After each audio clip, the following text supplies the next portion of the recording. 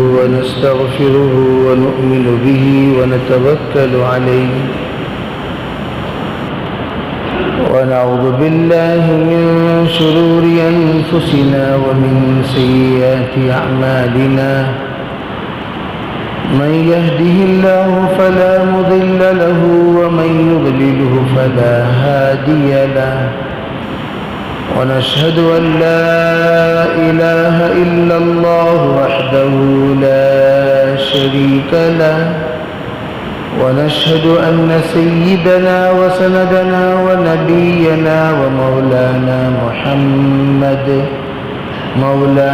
محمدا عبده ورسوله صلى الله عليه وعلى آله وأصحابه وبارك وسلم تسليما كثيرا أما بعد فأعوذ بالله من الشيطان الرجيم بسم الله الرحمن الرحيم شهر رمضان الذي أنزل فيه القرآن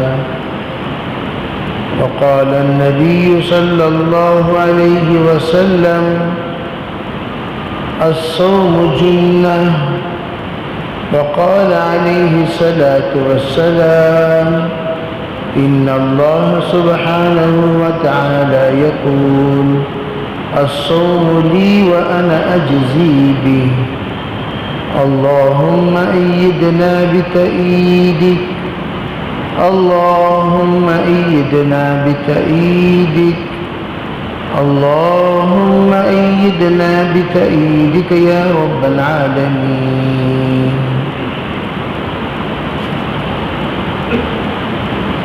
محترم معزز بزرگوں بھائیوں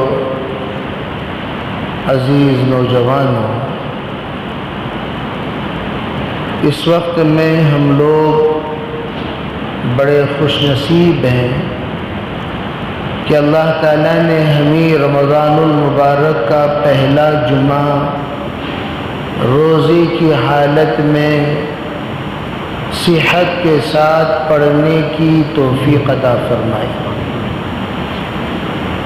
اور یہ جو ایام ہیں یہ ہماری زندگی کے نقشے کو بدلنے کے لیے آیا کرتے ہیں۔ ان گھڑیوں میں بھی اگر ہم نے اپنی زندگی کا نقشہ نہ بدلا تو پھر زندگی میں دوبارہ اور ایک موقع ملے یا نہ ملے اللہ جانے۔ اس لیے علماء کہتے ہیں رمضان کی ہر لمحے کی قدردانی مومن کی شان ہے۔ مومن رمضان المبارک کے ایک ایک لمحے کا قدرداں ہوتا ہے، وہ ناقدرہ کبھی نہیں ہوتا۔ اسی لیے قدردانوں کے سامنے اللہ کے احکام بیان کیے جاتے ہیں۔ اللہ نے رمضان المبارک کے مہینے کا انتخاب آسمانی کتابوں کے نزول کے لیے فرمایا۔ اگر آپ غور کریں گے تمام آسمانی کتابیں جتنی نازل ہوئی ہیں وہ رمضان المبارک ہی میں نازل ہوئی۔ پہلے زمانے میں رمضان المبارک کا روزہ امتیوں پر فرض نہیں تھا، صرف اور صرف انبیاء علیہ السلام کو رمضان کی قدردانی کا حکم تھا۔ انبیاء رمضان المبارک کی قدر کرتے تھے، چنانچہ انہی قدردانی کے نتیجے میں اللہ نے تورات اگر موسیٰ علیہ السلام کو عطا کیا وہ رمضان 6 میں، انجیل عطا کیا حضرت عیسیٰ کو رمضان 12 میں، زبور عطا کیا حضرت داؤد کو رمضان 18 میں، جناب محمد رسول اللہ صلی اللہ علیہ وسلم کو رمضان 21 میں۔ اللہ نے آسمانی کتاب کے نزول کے لیے رمضان المبارک کا انتخاب کیوں فرمایا؟ حضرات علماء فرماتے ہیں اس کی وجہ یہ ہے کہ رمضان یہ زمینوں کو، انسان کی دل کی زمین کو ہموار کرنے کا بہترین سبب ہے۔ آپ جانتے ہیں جو بھی کاشتکار ہیں کہ ایگریکلچر ڈپارٹمنٹ سے تعلق رکھنے والے اس بات کی اچھی طرح تصدیق کریں گے، اگر کوئی بیج ڈالنے کے لیے موقع آتا ہے تو سب سے پہلے ہم لوگ 3 باتیں دیکھتے ہیں۔ سب سے پہلے یہ بیج ڈالنے کا موسم کیا ہے، دوسری بات یہ بیج ڈالنے کے لیے زمین کون سی ہے، تیسری بات یہ بیج ڈالنے کے لیے کن کن محنتوں کی ضرورت پڑتی ہے۔ اس کے بعد جا کر لوگ بیج ڈالتے ہیں۔ ہر جگہ پر جا کر ہم لوگ گنا نہیں اگایا کرتے، ہر جگہ پر گیہوں نہیں اگایا کرتے، ہر جگہ پر سپاری نہیں اگایا کرتے، ہر جگہ پر ہم موز نہیں اگایا کرتے۔ اگر روز اگانے ہوں پھول تو اس کے لیے زمین کے اندر کچھ صفات چاہیے۔ اگر آپ پھل پھلاری اگانا چاہتے ہیں زمین کے لیے کچھ صفات چاہیے۔ اگر آپ کھجور اگانا چاہتے ہیں زمین کے اندر کچھ طاقتیں چاہیے۔ اگر آپ چاہتے ہیں آم اگانا تو زمین کے اندر کچھ قوت اور کچھ صلاحیت چاہیے۔ اسی طرح ایک انسان نے اس زمین کی صلاحیت کو جانے بغیر عرب ممالک سے کھجور کی گٹلیاں اور بیج لایا اور لا کر ہندوستان کی زمین میں بو دیا۔ یہ خوش ہو رہا تھا، ارے بھئی چلو ہم نے عرب کا کھجور ہندوستان میں اگا دیا، اب کیا ضرورت عرب جا کر کھجور لینے کی، مدینہ جا کر کھجور لینے کی، ادھر ادھر جا کر کھجور تلاش کرنے کی، اب تو ہندوستان ہی میں ہم لوگ کھجور اگا سکتے ہیں، کھجور کی کاشتکاری کر سکتے ہیں۔ اب جب اگا تو کیا نکلا؟ سندولا نکلا۔ چنانچہ اس نے کہا عجب میری قسمت کا گولا ہوا ہے، تیرا کا خرما سندولا ہوا ہے۔ کیا مطلب؟ میں نے خرما یعنی کھجور بویا، نکلا سندولا۔ تو ہندوستان کی سرزمین سندولے کے لائق ہے نہ کہ کھجور کے۔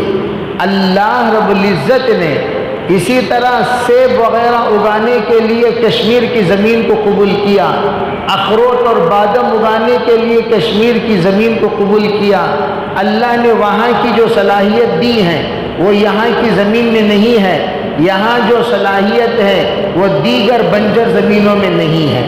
تو یہ خیر یہ اللہ کا ایک نظام ہے۔ کافی اگنے کے لیے کیا ضرورت؟ ارے بھائی آپ چکمنگلور ہی کیوں جاتے ہیں؟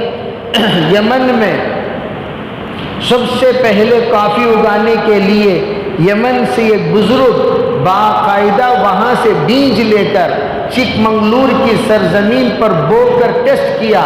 بعد میں جس وقت وہ اگا تو انہوں نے یہ طے کر لیا ہاں بھئی یہ زمین کے اندر یمن کی زمین کے صفات پائے جاتے ہیں۔ یمن سے کافی نکل کر چکمنگلور میں آ کر پہنچی۔ میں یہ بتانا چاہتا ہوں زمین کو پہلے ٹیسٹ کیا جاتا ہے، بعد میں اسے سلیکٹ کیا جاتا ہے کون سی بیج کہاں کہاں ڈالی جائے۔ اسی طرح اللہ نے کلام اللہ کو نازل کرنے کے لیے زمینوں کو ہموار کرنا تھا، انسان کی دل کی ضمیر کو، انسان کے دل کی زمین کو تیار کرنا تھا قبولیت کے لیے۔ چنانچہ اللہ نے رمضان المبارک کے مہینے کا انتخاب فرمایا۔ رمضان کے مہینے میں ہر ایک کا دل قبولیت کے قابل بن جاتا ہے۔ ادھر حکم ڈالو فوراً قبول کر لیا، ادھر اذان دو فوراً حاضر ہو گئے، ادھر منع کرو فوراً رک گئے، ادھر تم کہو فوراً کر دیے۔ تراویح کا اعلان ہوتا ہے، جمع ہو گئے، نماز کی ترتیب بنتی ہے، کھڑے ہو گئے، نماز کے صدقے کے لیے کہا جاتا ہے دے دیے، زکوٰۃ کو کہا جاتا ہے فوراً ترتیب بنا دیے۔ گویا رمضان المبارک کا مہینے میں جتنا دل اسلام کے احکام کو قبول کرنے کا جذبے کے ساتھ ہوتا ہے وہ دیگر دنوں میں نہیں ہوتا۔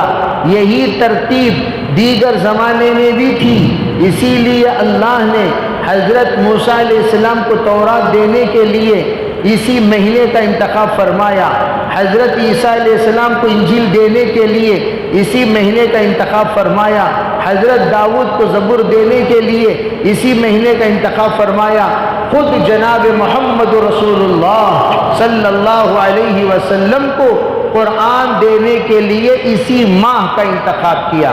شہر رمضان الذی انزل فیہ القرآن، رمضان المبارک کا مہینہ وہ مہینہ ہے جس مہینے میں اللہ نے قرآن کو نازل فرمایا۔ اب وہ قرآن کیسا قرآن ہے؟ صرف ایک ہی جگہ پر اللہ نے رمضان المبارک کی وضاحت فرمائی، رمضان المبارک کی تشریح فرمائی، رمضان المبارک کی توضیح فرمائی، اور وہ سورہ بقرہ کی آیت نمبر 185 ہے جس میں اللہ نے وضاحت کی۔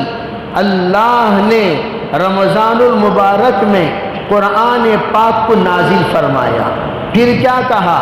ھدی للناس، اور یہ قرآن تمام لوگوں کے لیے ہدایت ہے۔ صرف اتنا ہی نہیں، وَبَيِّنَاتٍ مِّنَ الْهُدَى وَالْفُرْقَانِ، اور یہ واضح کرنے والی کتاب ہے کس کس راستے میں تمہیں ہدایت ملے گی، کس کس راستے کو اختیار کرنے سے تم گمراہ ہو جاؤ گے، حق کیا ہے، باطل کیا ہے، صحیح کیا ہے، غلط کیا ہے، جائز کیا ہے، ناجائز کیا ہے، حلال کیا ہے، حرام کیا ہے، کرنا کیا ہے، نہیں کرنا کیا ہے، یہ تمام باتوں کو بتانے والا کلام اسی رمضان مبارک میں نازل ہوا۔ چنانچہ دوسری صفت جو بیان کی اللہ نے، والفرقان، حق و باطل کے درمیان تفریق کرنے والا کلام، اللہ نے اس کلام کو بنایا۔ تو پتہ چلا کہ رمضان المبارک میں صحیح اور غلط کی تمیز کرنے کی عقل انسان کو اللہ عطا فرماتے ہیں۔ اگر وہ عقل پانے کے باوجود یہ تمیز نہ کر سکے، اس سے بڑا بےہودہ، اس سے بڑا بد نصیب کوئی نہیں ہوگا۔ اسی لیے اس مہینے میں ہم لوگوں کو اپنی زندگی کے 11 مہینے پر بھی غور کرنا چاہیے۔ صرف یہ مہینہ گزار کر ہم لوگ خوش ہو گئے، اس پر ہمارا پیغام مکمل نہیں ہو جاتا، بلکہ یہ قرآن یوں کہتا ہے، تو تمیز کر، تو اب تک جو زندگی گزارا وہ زندگی کیسی تھی اور یہ زندگی کیسی ہے، اب تک جو کاروبار کیا وہ کاروبار کیسا تھا اور یہ کاروبار کیسا ہے، اب تک جو تو رخ پر تھا وہ رخ کیسا تھا، یہ رخ کیسا ہے، اب تک جیسا تو تھا وہ کیسا تھا، اب تو کیسا ہے، ذرا تفریق کر۔ والفرقان، اللہ تفریق پیدا کرنے کے لیے لا رہا ہے۔ یہ ہے مسلمان کی زندگی، اذان دی جائے، مسجد آباد ہو جائے، یہ مسلمان کی زندگی۔ تم اگر رمضان کی مبارک مہینے میں مرتے ہو، اسلامی حالت میں، اسلامی ماحول میں، اسلامی معاشرے میں، اسلامی ترتیب پر مر رہے ہو، اگر غیر رمضان میں تم لوگ ایسے ہی زندگی گزار کر مرو گے، تمہارا حال کیا ہوگا؟ ذرا اس پر غور کر لینا۔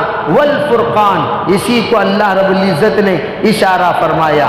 پھر کیا کہا؟ اے لوگوں سنو، جو بھی لوگ اس مہینے میں حاضری دے، فمن شہد منکم الشہر، اگر کسی کو یہ مہینہ مل جائے، فلیصم، سب کو اللہ تعالیٰ کہہ رہے ہیں سب کو روزہ رکھنا چاہیے۔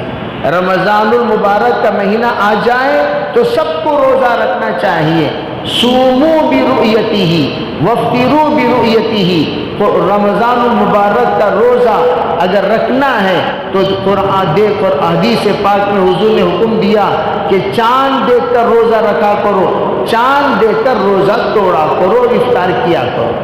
اب میرے عزیز بھائیوں، ہم لوگ ذرا غور کریں۔ ماشاءاللہ چاند دیکھ کر روزہ تو رکھنا شروع کر دیا۔ میں گزشتہ بھی بیماروں کے لیے کہا، اٹھو سحری کرو، جتنی دیر تک روزہ رکھ سکتے ہو رکھو، بعد میں افطار کر لو۔ قرآن بھی اس کی اجازت دیتا ہے اور قرآن اس کے سلسلے میں اور مزید وضاحت کرتا ہے۔ کیا کہا؟ وَمَنْ كَانَ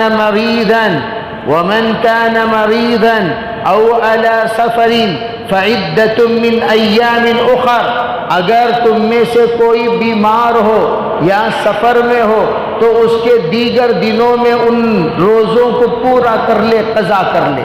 بیمار ہے تو میں نے آپ کو بتایا تھا فلیصم پر پہلے عمل کرو، یعنی روزہ رکھنے پر پہلے عمل کرو، سحری کرو، جتنی دیر آپ روزہ رکھ سکتے ہو، 8 بجے تک، 10 بجے تک، 12 بجے تک رکھو، پھر اس کے بعد اللہ جو رخصت دیتا ہے اس رخصت پر عمل کرو۔ اگر تم مریض ہو چلو بے آگے کے دنوں میں اس روزے کو پورا کر لو۔ اب دیکھیے مریض 2 طرح کے ہوتے ہیں، ایک مریض ہے اچھا ہونے کی امید والا، ایک مریض ہے اچھا ہونے کی امید نہیں ہے۔ ایک مریض اچھا ہو سکتا ہے، طبیعت سدھر سکتی ہے، جیسے بخار ہے طبیعت انشاءاللہ سدھر جائے گی، جیسے بیچارے کو کوئی طبیعت ناساز ہو گئی، وقتی طور پر اسے الٹی ہو گئی، وقتی طور پر اسے چکر آ گئی، وقتی طور پر اس میں سر میں درد آ گیا، وقتی طور پر پیٹ میں درد آ گیا، وقتی طور پر وہ ڈھیلا ہو گیا، کمزور ہو گیا، تو اس کو کیا کہیں گے؟ ارے بھائی چلو ایک روزہ چھوڑ دو، دوسرا روزہ رکھ لینا، ایک روزہ طبیعت اگر ڈھیلی ہو گئی کوئی بات نہیں۔ وہ بھی کون کہے؟ امی نہ کہے۔ امی یہ تو بیچاری چھوٹی چھوٹی بیماری کو بڑی بڑی سمجھ جاتی ہے۔ ماں کے اندر ممتا ہوتا ہے، ممتے کے فیصلے کا کوئی اعتبار نہیں۔ باپ کے اندر شفقت پدری ہوتی ہے، باپ کے فیصلے کا کوئی اعتبار نہیں۔ عالم ہو، طبیب ہو، حکیم ہو، وہ یوں کہتا ہو ہاں بھائی روزہ چھوڑ دو، روزہ رکھنا مناسب نہیں ہے، تب تمہیں چھوڑنے کی اجازت ہے۔ اپنے آپ سے فیصلہ نہیں کر لینا میں بیمار ہوں، ارے تو کہہ رہا ہے بیمار ہے، شریعت کہہ رہی ہے بیمار نہیں ہے، تو کہہ رہا ہے کمزور ہے، شریعت کہہ رہی ہے کمزور نہیں ہے، تو کہہ رہا ہے ڈھیلا ہے، شریعت کہہ رہی ہے ڈھیلا نہیں ہے۔ جیسے میں اکثر کہا کرتا ہوں، کرسی پر بیٹھ کر نماز پڑھنے کے حکم کے سلسلے میں میں نے اس سے پہلے بھی کہا، آپ دیکھیے کرسی پر آ کر بیٹھنے والے کیسے آ کر بیٹھ رہے ہیں، چل کر آ رہے ہیں یا کھسک کھسک کے آ رہے ہیں، رینگ رینگ کے آ رہے ہیں۔ اگر چل کے آ رہے ہیں، غور سے سنو، چل کے آ رہے ہیں، قیام کے وقت میں قیام کرنا فرض ہے، قیام کے وقت میں قیام کرنا فرض ہے۔ جب امام صاحب قیام کرے تو کرسی والے جب چل کر آ رہے ہیں تو اس کا مطلب یہ ہے کھڑنے کی طاقت ہے، کھڑنے کی ہمت ہے، کھڑنے کی استعداد ہے، کھڑنے کا حوصلہ ہے۔ تو آپ جتنی دیر کھڑ سکتے ہو کھڑو، اگر سورہ فاتحہ تک کھڑ سکتے ہو کھڑو، اگر ضم سورہ تک کھڑ سکتے ہو کھڑو، جتنی دیر کھڑ سکتے ہو۔ فرض میں کھڑو، ہاں رکوع کر سکتے ہو، جھکو، وہ جھک سکتے نہیں جھک سکتے کیسا پتا چلے گا؟ نیچے 100 روپے ڈال کر کہو ماموں اٹھا لو، اب اٹھاتے کہ نہیں اٹھاتے؟ نہیں بیٹا نہیں اٹھا سکتا، اٹھا کو دے ڈالو، تو یوں سمجھ میں آ جانا چاہیے یہ رکوع نہیں کر سکتے۔ اب 100 روپے اٹھانے کے واسطے کمر جھک سکتی، اللہ کے سامنے نہیں جھک سکتی۔ فروٹ سا لینے کے واسطے گاڑی کے پاس کھڑ سکتے ہو، نماز میں نہیں کھڑ سکتے۔ کسٹمرز کے انتظار میں دکان میں کھڑ سکتے ہو، نماز میں نہیں کھڑ سکتے۔ یہ سب چھتری کام اللہ کے سامنے مت کیا کرو۔ بعض لوگ گاؤں گلی سب چھنکھالے کو پھرتی، جب مسجد کو آتے ہیں کرسی پہ صاحب بیٹھ جاتی، گویا پورا دن کا تھکان کرسی میں بیٹھ کر اتار رہی ہیں۔ بالکل غلط، جائز نہیں ہے تو قطعاً جائز نہیں۔ کیوں؟ پورے دنیا کے مفتیوں کو جمع کر کے پوچھ لو، اگر کوئی قیام کی قدرت رکھنے کے باوجود نماز میں نہ کھڑے، نماز ہوگی، اگر وہ ہوگی کا فتویٰ دے دیا ہم تمہارے ٹانگوں کے درمیان سے گھس جائیں گے۔ سب مفتی کہیں گے نماز نہیں ہوگی، نماز نہیں ہوگی، نماز نہیں ہوگی۔ کیوں؟ اس لیے کہ کھڑنا نماز میں فرض ہے جو کھڑنے کی طاقت رکھتے ہو۔ اب تم لوگ کھڑتے ہی نہیں ہو، کون کھڑتا ہے؟ اللہ ماشاءاللہ کوئی کھڑتا ہوگا، ورنہ سب کے سب ہم بکنے کے بکتے رہتے ہیں، بولنے کے بولتے رہتے ہیں، کھڑتے ہی نہیں۔ ارے بھائی ہمارا کام ہے، جب ہم چل کر آ رہے ہیں یہ علامت ہے تم کھڑ سکتے ہو، کھڑو اتنی دیر جتنی دیر کھڑ سکتے ہو. ہاں اب اتنی دیر کھڑ کر مولانا میں نہیں کھڑ سکتا. میں اسی لیے کہا کرتا ہوں ہر ایک بیمار، ہر ایک معذور باقاعدہ علماء اور مفتیان اکرام کے پاس آ کر پوچھنا چاہیے میری باڈی کی لینگویج یہ کہتی ہے، میری باڈی کی لینگویج کی ترتیب یہ ہے، میری باڈی کی نظام یہ ہے، مجھے یہ تکلیف. تب علماء بتائیں گے تمہیں یہ تکلیف میں ایسا کرو، یہ تکلیف میں ویسا کرو. ورنہ میرے عزیز بھائیو معاف کرنا، میں تمہاری نماز بچانے کے لیے کہہ رہا ہوں. کل یوں نہ کہنا ایک مفتی تھا، آتا تھا، دیکھتا تھا، بولا ہی نہیں، تو اس کا مطلب یہ ہے کہ یہ فتوے میں جائز ہے تبھی تو بولا نہیں. میں تو یہاں تک بھی کہتا ہوں ایسی کرسی جہاں پر کمر پہ ٹیک ہو، ایسی کرسی جہاں ہاتھ پر ٹیک ہو، یہ بھی زائد ٹیک ہے، اس سے بھی نماز نہیں ہوتی. آپ پوچھ لیجئے بے ضرورت کوئی سہارا لگا کر نماز پڑھے نماز ہوگی. دنیا کے تمام مفتیان اکرام کا ایک ہی فتویٰ، نماز نہیں ہوگی. اگر کوئی ایسا ٹیک لگا کر پڑھ رہا ہے، کئی کو کمر میں کئی کو ٹیک لگا رہی، سیدھا بیٹھو. نماز جب پڑھ رہے ہو سیدھا بیٹھو. جب یہ ٹیک کی ضرورت نہیں ہے تو ہاتھ نیچے رکھو، یوں رکھو. تو آپ آ کر یہاں ٹیک لگا لینا، یہاں ٹیک لگانا، یوں بیٹھ جانا، اس سے نماز نہیں ہوتی. آپ کا آنا بھی بیکار، نماز پڑھنا بھی بیکار، اور پھر اپنے آپ کو جھوٹی تسلی دے لینا میں نماز پڑھ کر آ گیا، یہ تمہاری ذات کے لیے دھوکہ دینا ہے. اس لیے برائے کرم میں یہ عرض کرتا ہوں آپ حضرات جو بھی کر سکتے ہو کھڑ کر نماز پڑھیں. خیر بہرحال ومن کان منکم مریضا، جو تم میں سے بیمار ہو، او علی سفر، یا سفر میں ہو، فعدۃ من ایام اخر، دوسرے دنوں میں وہ روزہ مکمل کر لے. ایک بڑا مجمع، سنو میرے عزیز بھائیو، ایک بڑا مجمع اس مجمع میں بھی ہوگا جب سے تم لوگ بالغ ہوئے، اور عموماً 14-15 سال بلوغ کا ہوتا ہے.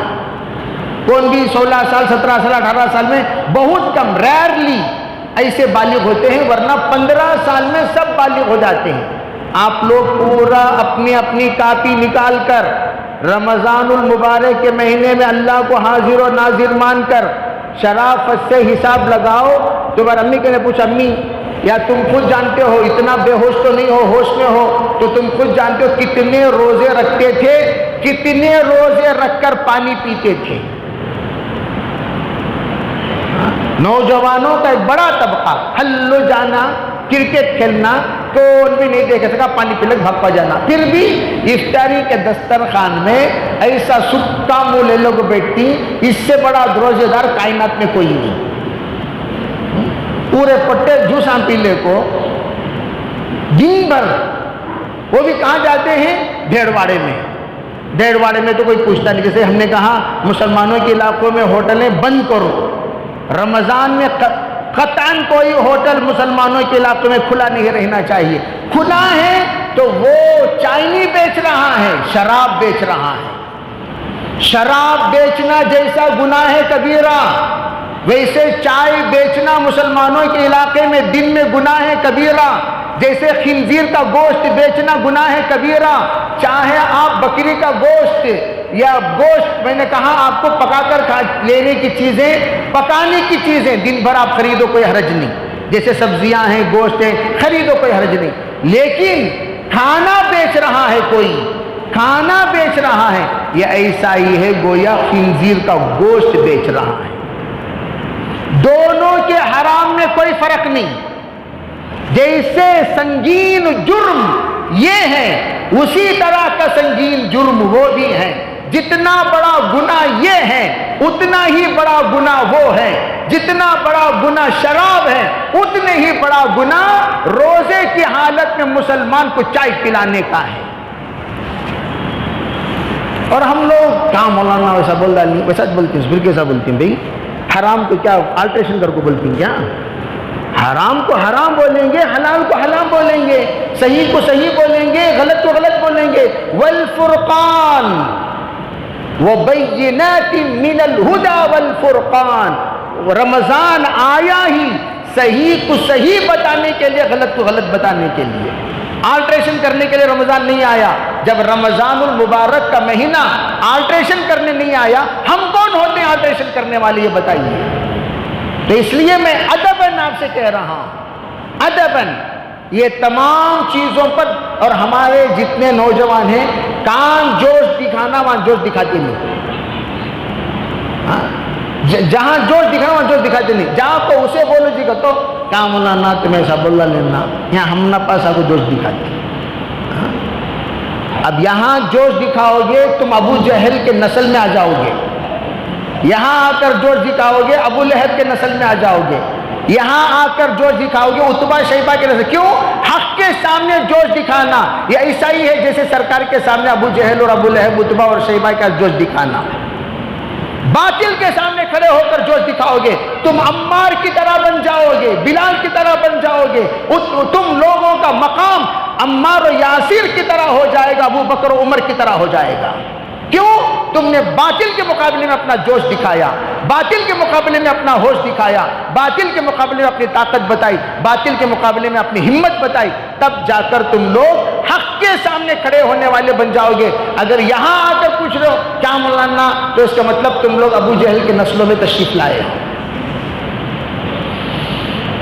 کہاں ہم لوگ جوش بتانا وہاں جوش نہیں بتاتے. جب جوش بتاتی نعرے تکبیر کا تو لاؤ تفجیر کا تھا، نعرے تکبیر لاؤ تفجیر کرتے. کیوں؟ گنجی ہلانے کے واسطے. جہاں جوش بتانا وہاں تو جوش ہے ہی نہیں، جہاں جوش نہیں بتانا وہاں بالکل جوش بتاتے. کیسا بھائی؟ جیسے آج سے کچھ سال پہلے رمضان بقرعید کا حکم بیان کر دیا گیا تھا کہ کل عید کی نماز ہوگی، کل عید کی نماز ہوگی. پورے جنے تلوار چاقواں چھری اٹھا لے کو آ گئے. کسے مارنے؟ حضرت کو مارنے. واہ کیا عقل جی تمہاری بے خوفاں، حضرت کو مارنے آ گئے. کیا کیسا کیسا جی بولتے؟ ارے اللہ کے بندے، میں کیا بولیا، چاند دکھ رہی، چاند دیکھ کر بولنے کا حکم تھا، چاند دیکھ کر میں بول. بھائی ہم نے کہا کل عید کا دن ہے. بھائی آپ لوگوں کو یاد ہوگا ایک عید ہم نے روزہ رکھ کر توڑے نہیں توڑے؟ ارے یاد ہے؟ بھول گئے سب؟ روزہ رکھ کر توڑے. کیوں میں توڑے؟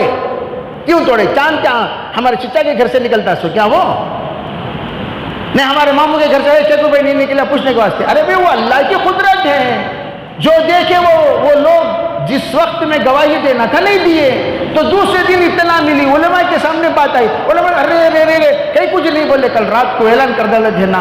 خیر ارے بھائیو سنو، آج عید کا دن ہے، آج تمام کا روزہ رکھنا حرام ہے، روزہ توڑو. اعلان ہو گیا. اب سوچ تمہیں کیسا بول سکتے روزہ توڑو، ہمارے بکروں کا کیا ہونا، ہمیں بکری آج کاٹیں دینا. Business policy. میرے بھائیو دیکھو، تمہیں جن کو ڈانٹے ان میں سے آدھے لوگ انتقال ہو گئے، آدھے لوگ انتقال ہو گئے، آدھے لوگ زندہ ہیں. اور ہم لوگ اس وقت پڑھ رہے تھے، ہم لوگ وہاں دروازے پہ کھڑے تھے، ہنگامہ دیکھا تھا، تو ہمیں بھی یاد ہے پورا منظر کہ کیا ہوا کیا نہیں ہوا. لیکن آپ سے کہنا چاہتے ہیں جب اسلام کا حکم آ جائے، سر کٹ جائیں گے، ہم مٹ جائیں گے، اسلام کا حکم پامال ہونے نہیں دیں گے. یہ جذبہ مسلمانوں کا ہونا چاہیے. ہاں البتہ انسانیت کیا، حضرت ایسا ہوگا نا حضرت، کیسا حضرت کریں گے، آپ کو مشورہ کرو، تلوارہ اٹھا لے کو، بمبڑیاں مار لے کو، ڈنڈے اٹھا لے کو، انسانہ پورے جانوراں بن جا کو. کیا ترتیب یہ؟ اللہ جب انسان بنایا، مسلمان بنایا، جانور کیوں بن کر آتے ہو بھائی؟ انسانیت سے آپ کو پوچھو، حضرت آپ امیر شریعت ہیں، ذرا بتائیے اس سلسلے میں کیا کرنا، بھائی آپ ذمہ دار ہیں، بتائیے اس سلسلے. تو انہوں بولتے ٹھیک ہے بھائی اعلان آج روزہ مت کو، صبح عید کی نماز پڑھ لیں گے، ہوگا قصہ ختم، مسئلہ حل ہو جاتا. ہنگامہ کرنے کی کیا ضرورت؟ اسی طرح میں عرض کر رہا ہوں، جس وقت یہاں کہا جا رہا ہے ارے بھائی تم لوگوں میں کوئی بیمار ہو یا سفر میں ہو، سفر بھی کون سا سفر، 70 پر 8 کلومیٹر سے زائد اگر تم سفر پہ جا رہے ہو، اور سفر چاہے وہ بس کا سفر ہو، ٹرین کا سفر ہو، فلائٹ کا سفر ہو، شریعت کہتی ہے ہمت ہے روزہ رکھ لو، ہمت نہیں ہے روزہ چھوڑ کر سفر کے بعد قضا کر سکتے ہو۔ جب قضا کی بات آئی تو میں یہ بتا رہا ہوں 15 سال سے لے کر اب تک جتنے رمضان المبارک کے مہینے میں روزے ہم نے رکھا اور جتنے نہیں رکھا ان سب کا حساب ڈالو۔ حساب ڈال کر آپ کے ذمے جتنے روزے قرض ہیں وہ تمام کا قضا کرنا فرض ہے، وہ تمام کا قضا کرنا فرض ہے۔ میرے عزیز بھائیوں، غور سے مسئلے کو سمجھنا، وہ تمام کا قضا کرنا فرض ہے۔ اگر حساب لگا کر دیکھو گے 15 سال کے بعد تو کتنے سو روزے ہمارے اوپر قرض ہیں، یاد رکھو۔ اور ہم لوگ اطمینان کے ساتھ رمضان کے 6 روزے رکھے، بس با جان کو بس 3 روزے رکھا، 4 روزے رکھا، 15 روزے رکھا۔ جیسے چھوٹے بچوں کو ہم لوگ پوچھتے تھے بیٹا کتنے روزے رکھے؟ 17 روزے، چلو 1700 روپیہ۔ بیٹا تم کتنے روزے رکھے؟ میں 32 روزے رکھا۔ 32 روزے کیسا جی 32 روزے؟ نہیں وہ آ کر فلاں فلاں یعنی شعبان کا بھی ملا کر بول رہا ہے اور محرم کا بھی ملا کر بول رہا ہے، تو ہم نے چلو بھی 32۔ تم کتنے روزے رکھے؟ بھائی ہم 27 رکھے۔ 27 تو انعام دینے کے لیے بچوں کو بلاتے تھے، واہ واہ کرتے تھے۔ بالغ ہونے کے بعد روزہ نہیں رکھے تو جوتے مرنا۔ تمہارے شوہر روزے کیا ماں؟ نہیں ہمارے شوہر کو روزے رکھنے کی عادت نہیں، انہوں کو کہاں جاتے ہیں؟ سو وہ میکینک شاپ کو جاتے ہیں یا اسکراپ شاپ کو جاتے ہیں یا دکان میں بیٹھ کو سست ہو جاتی ہے۔ یہ سست ہو جائیں گے تمہاری جنازہ نکل جائیں گے۔ روزہ رکھنا تمہیں، تمہارے ایمبولینس میں آؤ، روزہ رکھنا تو رکھنا سوچ۔ روزے میں رخصت نہیں ہے۔ اگر آپ روزہ نہیں رکھ رہے ہو تو اس کا مطلب یہ اللہ کا تم سے لینے دینا کچھ نہیں ہے، تمہارے سے اللہ کا لینا دینا کچھ نہیں۔ اس انسان کو عید منانے کا کوئی حق نہیں جو روزہ نہ رکھتا ہو۔ سب کے سب کو روزہ رکھنا ہی پڑے گا، آپ سست ہو جائیں۔ ہاں البتہ سفر میں حضر میں رخصت نہیں، بیماری اور سفر میں رخصت ہے۔ اللہ کے رسول علیہ السلام نے پوچھا الا من هذه الجماعہ، پوچھا ارے بھائی یہ لوگ کہاں جمع ہیں؟ کون ہیں وہ لوگ؟ کس کے پاس دیکھ رہے ہیں؟ کیا دیکھ رہے ہیں؟ کہا حضور ایک آدمی روزے دار ہے، بے ہوش ہو کر پڑا ہوا ہے، سسک رہا ہے، وہ سکرات کی حالت میں ہے۔ اللہ کے رسول نے کہا بھائی اس سے جا کر کہو یہ نیکی نہیں ہے۔ سفر میں روزہ رکھ کر لوگوں کو پریشان کرنا، اپنے آپ کو پریشان کرنا، اپنے آپ کو مصیبت میں ڈالنا، اپنے آپ کو تکلیف میں ڈالنا، یہ نیکی نہیں ہے۔ بیمار رہ کر اپنے آپ کو تکلیف میں ڈالنا، اپنے آپ کو مصیبت میں ڈالنا، یہ نیکی نہیں ہے۔ شریعت بیماروں کو، سفر میں رہنے والوں کو رخصت دیتی ہے، تو جب شریعت رخصت دیتی ہے تو رخصت پر عمل کرو۔ ہاں جب شریعت کہتی ہے رخصت نہیں ہے، فرض ہے، روزہ رکھنا چاہیے، ایسے موقع پر میرے عزیز بھائیوں روزہ نہ رکھنا، یہود و نصارہ ہو کر مر جائے، اللہ کے رسول کو اس سے کچھ لینا دینا نہیں۔ یہود و نصارہ ہو کر مر جائیں، اللہ کو اس سے لینا دینا نہیں۔ اس لیے توبہ کرو، آج تک جو رخصت ہو گئی، آئندہ اس طرح کی غفلت نہیں کریں گے، سب نیت کریں گے بھی انشاءاللہ۔ بعض لوگ کیا کرتے ہیں خالی جمعے کو روزہ رکھتی، بعض لوگ بڑا روزہ کون سا پہلا 27واں وہ رکھتی، بعض لوگ کیا کرتی، بعض لوگ ایک دن چھوڑ کو ایک دن کیا یہودیاں تمہیں یہودیاں کیا بولو خیر الصوم صوم داؤد، بہترین روزہ داؤد علیہ السلام کا روزہ حضور نے فرمایا۔ اس کا مطلب کیا؟ زندگی بھر داؤد علیہ السلام روزہ رکھے، ایک دن روزہ رکھنا ایک دن چھوڑنا، ایک دن روزہ رکھنا ایک دن چھوڑنا، ایک دن روزہ رکھنا ایک دن چھوڑنا۔ میں نے دیکھا ایک انسان کو اس سنت پر عمل کرتے ہوئے آج سے تقریباً 15 سال پہلے 37 پر 7 سال سے ایسا روزہ رکھ رہا ہے پالنپور مرکز میں۔ 30 پر 7 سال سے ایک روزہ رکھتا ہے ایک روزہ چھوڑتا ہے، ایک روزہ رکھتا ہے ایک روزہ چھوڑتا ہے، لیکن ہم لوگ رکھنے کا روزہ نہیں رکھتے۔ اور ہیڑا دیکھو پیڑا اتنا بڑا ہے، اور انہیں اپنے آپ کو سمجھتا میں بہت سست ہو جاتا ہوں۔ اب بھائی اب ہونٹ سوکھتے ہیں، حلق دب دب کرتے ہیں، یہی تو اللہ کو پسند ہے۔ آپ تھکتے ہیں، آپ سست ہوتے ہیں، چکر آتی ہیں، آنے دو، یہ سب کے سب اتنا چھوٹے چھوٹے معصوم بچے. میری بچی 7 سال کی ہے, پورے 30 روزے رکھتی ہے, 7 سال کی. اور یہاں معصوم روزے دار گدھے کی عمر ہو کو مچھا نکل کو رہتی, معصوم روزے دار کو فوٹوان ڈالتی. کیا جی عمر ہے؟ 14 سال. معصوم روزے دار, منہ میں ایک نپل رکھ ڈالو معصوم روزے دار کے. کیا اخلاق دیکھو, باوا بھی روزہ رکھا نہیں, انہیں بھی معصوم روزے دار ہے, انہیں بھی معصوم روزے دار ہے. ہم لوگوں کی عقل دیکھو, 17 سال میں ختنہ کرنا, 14 سال میں پہلا روزہ رکھانا, اتنے دین میں بیکورڈ ہیں ہم. صحابہ اکرام 3 سال کی عمر سے 3 سال 4 سال وہاں سے روزے کی مشق شروع کر دیا کرتے تھے بچوں کو. بڑے بڑے دینداروں کے گھرانے آج بھی ہیں, 4 سال کے بچے آدھا روزہ رکھتے ہیں, آدھا روزہ رکھتے ہیں, چھوٹے بچے, معصوم بچے. اور یہاں 14 سال کا معصوم روزے دار. تو قرآن پاک میں جو آج آپ لوگوں کو دوپہر کا کھانا کھانا نہیں ہے تو 5 منٹ ایکسٹرا لے لیں گے, کیا بھی پریشان ہو جاؤ ان کو. پھر کیا کہا قرآن پاک میں؟ یوں فرمایا یرید اللہ بکم اليسر. اس سے پہلے کیا فرمایا؟ اللہ تعالیٰ تم لوگوں کو آسان کرنا چاہتا ہے. کیا آسان؟ کیا سفر میں رخصت دینا, بیماری میں رخصت دینا, یہ اللہ کی طرف سے ایک آسانی ہے. تو پتہ چلا حضر میں اللہ کی طرف سے ہرگز معاف نہیں ہے, ہرگز معاف نہیں. میں تو کہتا ہوں اگر کوئی روزہ نہیں رکھتا اسے بات چھوڑ ڈالو, باتیں کرو نو, اسے دوستی کاٹ ڈالو. یہودی اور نصرانی مزاج ہے اس کا, مسلمان مزاج والا رمضان میں ہرگز روزے کے بغیر جی نہیں سکتا, رہ نہیں سکتا. ماشاءاللہ کتنے ایسے ہمارے ساتھی ہیں سفر کی حالت, سفر میں بھی روزہ رکھتے ہیں. اس لیے کہ ان کو ہمت نہ بولتی کیا بھی تکلیف نہیں ہوتی مولانا, آرام سے روزہ رکھ سکتے ہیں. فلائٹ میں جانا ہے فلائٹ میں آنا ہے, ٹرین میں جانا ہے ٹرین میں آنا, آرام کرنا ہے, کار میں جانا کار میں آنا, کیا بھی تکلیف نہیں ہوتی. ہاں بھائی تکلیف ہو رہی ہے تو ہم رخصت پر عمل کر لیتے ہیں, ورنہ بیچارے گاؤں پھرتے ہیں, روزے کی حالت میں پھرتے ہیں. میرے ماموں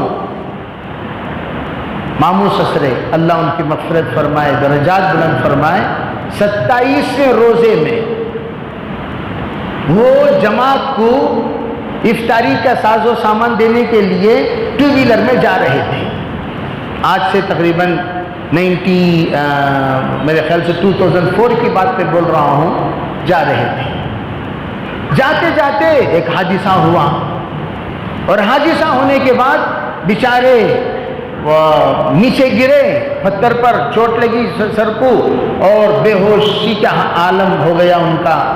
اس وقت میں غیروں کا علاقہ تھا پورا, وہ لوگ دوڑتے ہوئے آئے اور آ کر پانی پلانا چاہا. تو اس وقت میں جبکہ کان میں خون جا رہا ہے, بے ہوشی کی حالت ہے, اس وقت میں وہ اللہ کا بندہ کہہ رہا ہے نہیں میں روزے سے ہوں, میں پانی نہیں پی سکتا, میں روزے سے ہوں. میرے عزیز بھائیوں, اللہ ان کی مغفرت فرمائے. ان کو لے کر ہاسپٹل لے گئے, ادھر افطاری کی اذان ہوئی, ادھر روح قبض ہو گئی. روزے کی حالت میں دنیا سے رخصت ہوئے. میں آپ کو یہ بتانا چاہتا ہوں اللہ کے نزدیک ان کا کیا مقام ہوگا. اور یہ ایک ہم ہیں کھا کر رمضان المبارک میں مجھے تو گھن آتا ہے اور اتنا غصہ آ رہا ہے, میں یوں کہہ دوں نوجوانوں کو ستونوں پہ باندھ کر خوب پٹائی کرو ایسے لوگوں کو جو بے روزے دار ہوتے ہیں. یہ دلندراں کی وجہ سے آج ہندوستان کا حال خراب ہو لے کر جا رہا ہے. اس وقت مسلمانوں کے حجاب کا مسئلہ اٹھا, قربانی کا مسئلہ اٹھا, حلال و حرام کا مسئلہ اٹھا. یہ سب ایسے بے دینوں کی وجہ سے, ایسے اسلام کے غداروں کی وجہ سے, ایسے اسلام کے نمک حراموں کی وجہ سے, ایسے قرآن کے احکام کو پامال کرنے کی والوں کی وجہ سے, اور ایسے سنتوں کے شریعتوں کا مذاق اڑانے والوں کی وجہ سے آج غیروں کو جرأت ہو رہی ہے. اگر ہم لوگ رمضان المبارک میں سب کے سب اکٹھے ہو کر روزے دار ہوتے, یہاں بازار میں ہوٹلیں کھلنے کی ہمت ہوتی کیا بھائی؟ ارے بولو ہوتی کیا؟ آج بے روزے دار ہیں بول کو ہوٹلیں کھلے ہی, بے روزے دار ہیں بول کو یہاں چائے کی دکان کھلی ہے, بے روزے دار ہیں بول کر رشتہ یہاں پر لوگ اتنی جرأت کے ساتھ ہیں کیوں؟ اس سے پتا چلا آدھے غدار ہیں اور آدھے وفادار ہیں، تو وفاداروں پر فرض بنتا ہے ان غداروں کو سدھارنا۔ اگر تم لوگ ان کو سدھارو گے نہیں، ان لوگوں کا گناہ ہمارے پورے علاقے کو تباہ کر کے رکھ دے گا، پورے علاقے میں بددینی پھیل جائے گی، پورے علاقے میں لوگ دن بدن ذرا ذرا سا ہر ایک برکات سے محروم ہوتے ہوئے چلے جائیں گے۔ اس لیے میں سختی کے ساتھ کہتا ہوں کہ ان کے ساتھ آپ شریف محبت سے بولو، شرافت سے، سمجھ گئے الحمدللہ، نہیں تو ان کو جیسا سمجھانا چاہیے ویسا سمجھائیے تاکہ ماحول خراب ہونے سے وہ لوگ بچیں۔ ماشاءاللہ بھائی کتنے ایسے لوگ ہیں، ہم ریہیبلیشن سینٹر میں گیا، پیوٹاں، گنجڑاں، ایسے ایسے لوگ جو ہمیشہ نشے میں رہا کرتے تھے، ماشاءاللہ وہ لوگ شعبان سے روزہ شروع کر دیے، 10 روزے شعبان میں رکھے ہیں، رمضان میں تو روزہ رکھیں گے ہی انشاءاللہ، رکھے ہوئے ہیں، لیکن شعبان سے انہوں نے روزہ شروع کر دیا۔ اللہ کا فضل، ایسی صحت ان کی بن گئی، روحانیت بھی جسمانیت بھی جس کی کوئی حد نہیں۔ اس لیے میں ادباً کہہ رہا ہوں، نوجوان بھی ہمارے ساتھی بھی روزے میں بڑی صحت ہے، اس کا آپ حضرات خیال رکھیں۔ اللہ تعالی ہمیں شریعت کو عمل کرنے کی توفیق عطا فرمائے۔ اللہ کے رسول اللہ تعالیٰ نے آگے کیا فرمایا؟ لا یرید بکم العسر، اللہ تعالیٰ تمہارے ساتھ سختی نہیں چاہتا، کیوں؟ لتکملوا العدۃ، تاکہ تم لوگ روزے کی مدت کو مکمل کر سکو۔ اور پھر کیا فرمایا؟ وَلِتُكَبِّرُوا اللَّهَ عَلَى مَا هَدَاكُمْ، اللہ نے جو تمہیں رمضان جیسے مبارک مہینہ عطا فرمایا، قرآن جیسی نعمت عطا فرمائی، نہ اللہ نے تمہیں تراویح کی توفیق دی، اللہ نے تمہیں روزے کا اللہ نے انعام عطا فرمایا، اس پر تم اللہ کی بڑائی بیان کرو تاکہ تم لوگ اللہ رب لعلکم تشکرون۔ اللہ تعالیٰ فرماتے ہیں اللہ نے جو تمہیں ہدایت عطا فرمائی اس پر اللہ تعالیٰ کا شکر ادا کرو۔ لِتُكَبِّرُوا اللَّهَ عَلَى مَا هَدَاكُمْ، اللہ نے جو تمہیں ہدایت عطا فرمائی اس پر اللہ کا شکر ادا کرو، اللہ کی تکبیر بیان کرو، اللہ کی بڑائی بیان کرو۔ علماء کیا فرماتے ہیں؟ اس کا مطلب تراویح کی نماز ہے، تراویح میں سب سے زیادہ اللہ اکبر اللہ اکبر اللہ اکبر اللہ اکبر، تکبیر ہی تکبیر، تکبیر ہی تکبیر، تکبیر ہی تکبیر، تو اس کا مطلب تراویح ادا کرو، اللہ نے جو عطا فرمایا نعمت اس پر شکریہ کے طور پر تراویح ادا کرو تاکہ تم لوگ شکر گزار بندوں میں شامل ہو جاؤ، لعلکم تشکرون، تاکہ تم لوگ شکر گزار بن جاؤ۔ اس سے میرے عزیز بھائیوں، تمام ساتھیوں سے جو بھی ہماری سخت کلامی ہے، دیکھو سخت کلامی کو میں ہمیشہ کہا کرتا ہوں کہ حضور صلی اللہ علیہ وسلم بشیر بھی ہیں، حضور صلی اللہ علیہ وسلم نذیر بھی ہیں، لوگوں کو صرف میٹھا سننا پسند ہے، کڑوا سننا پسند نہیں۔ اللہ کے رسول کڑوی بھی سنایا کرتے تھے، اور کڑوی نافرمانوں کو سنانا یہ سنت ہے، اسی سنت کے مطابق آپ کو میں نے سنایا۔ اللہ تعالی ہمارے تمام بیماروں کو شفا نصیب فرمائے، تمام مسافروں کو منزل تک پہنچائے، تمام صحت مندوں کو اللہ تراویح کی روزے کی توفیق عطا فرمائے۔ نیت کر لو انشاءاللہ جب تک ہم جئیں گے انشاءاللہ ایک بھی روزہ قضا نہیں کریں گے، نیت کریں گے انشاءاللہ نہ روزہ قضا کریں گے نہ نماز قضا کریں گے، اور یہ بھی نیت کر لیجئے جتنے روزے قضا ہیں وہ سب کے سب ادا کریں گے۔ اور جو لوگ ایسی بیماری مبتلا ہیں، جو لوگ صحت پانے کی کوئی امید نہیں، ان لوگوں کی طرف سے ایک صدقے فطر کے مطابق فدیہ دینا ایک ایک روزے کے بدلے میں ضروری ہے۔ ان کی معیار زندگی کے اعتبار سے فدیے کی قیمت بھی طے کی جاتی ہے۔ وہ کیا ہے؟ بہت غریب ہیں تو 100 روپے، ذرا اللہ نے عطا کیا 250 روپے جو کا حساب ہوتا ہے، ذرا اللہ نے عطا کیا 450 روپے کھجور کا حساب ہوتا ہے، اور ذرا اللہ نے عطا کیا 750 روپے یہ آ کر کشمش کا، اور ذرا اللہ نے عطا کیا 1250 روپے یہ بادم کا حساب ہے۔ 1250 روپے کے حساب سے ایک ایک روزے کا فدیہ ادا کرے۔ اللہ تعالی ہم میں شریعت کو عمل کی توفیق عطا فرمائے۔ وآخر دعوانا الحمدللہ رب العالمین۔